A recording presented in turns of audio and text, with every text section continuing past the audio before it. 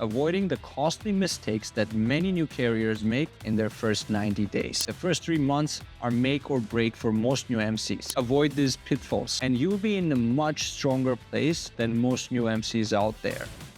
Hey everyone, welcome back. If you're new here, this is part 4 of my series on getting your new MC started off right. Last time, we talked about building strong relationships with brokers because that's one of the keys to getting consistent work. But today, I want to dig into something just as important, avoiding the costly mistakes that many new carriers make in their first 90 days.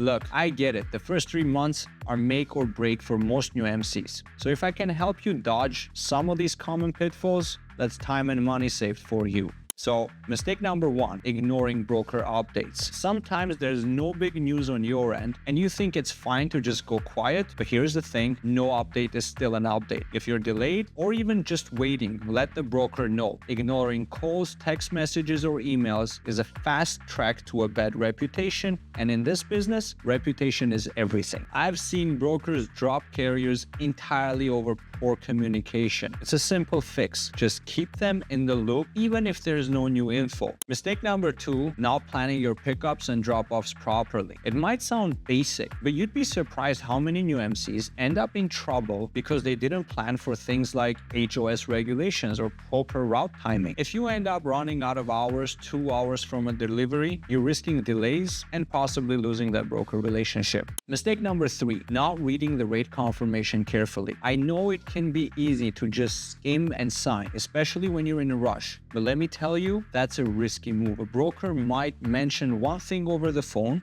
and then the rate confirmation shows something entirely different. Don't get stuck with unexpected fees or conditions just because you missed something small. You gotta check every detail. Appointment times, weights, locations, especially accessorial charges like detention or layover. It takes a few extra minutes but can save you a lot of headaches down the road. Mistake number 4, taking the wrong loads. When you're starting out, it's tempting to grab any load and just keep moving. But here's the reality. Some loads just aren't worth it. Taking a high-paying load to a dead zone or somewhere with limited loads on the way back can end up costing you time and money. Think long-term, not just quick cash. A good load is one that keeps you moving, not one that leaves you stuck waiting for the next opportunity. Mistake number 5, and this is a big one, not knowing your numbers. If you don't know your minimum rate per mile and your daily negative, you're flying blind. You could be taking loads that aren't even covering your costs. Knowing these numbers gives you a baseline so you're never in the dark about whether a load is right for you.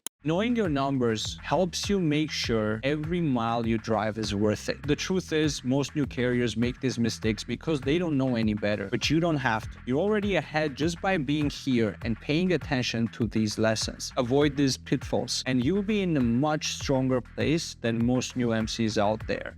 Alright, next time we're going to talk about how to handle your pickups and drop-offs professionally. Little things make a big difference in building those long-term relationships, so stay tuned.